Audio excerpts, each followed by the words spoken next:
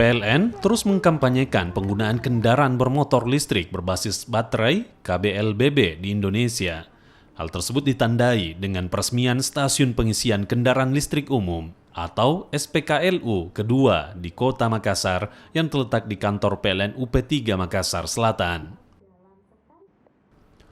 Upaya percepatan program kendaraan bermotor listrik berbasis baterai terus dilakukan, salah satunya dengan menyediakan infrastruktur stasiun pengisian kendaraan listrik umum atau SPKLU.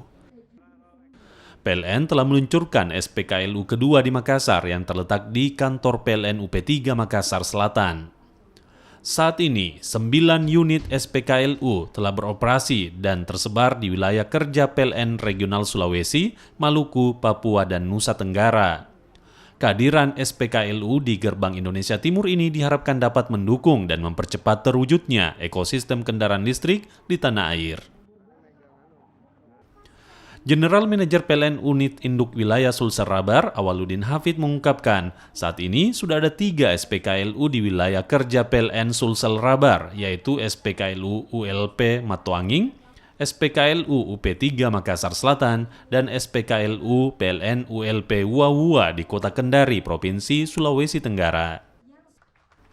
Di tahun 2022 ini, PLN Sulsel Rabar akan menambah 2 unit SPKLU yang berlokasi di kantor Gubernur Provinsi Sulawesi Selatan dan kantor PLN UP3 Parepare.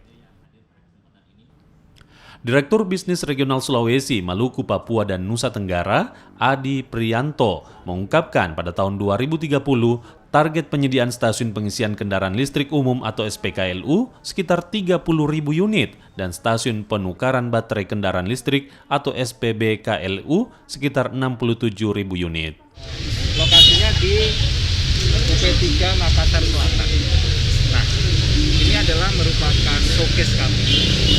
Bagaimana kami PLN memberikan contoh untuk memberikan fasilitas kepada pengguna kendaraan listrik, mobil dan motor listrik, dalam rangka untuk migrasi dari kendaraan konvensional yang berbasis bensin maupun solar ke kendaraan listrik.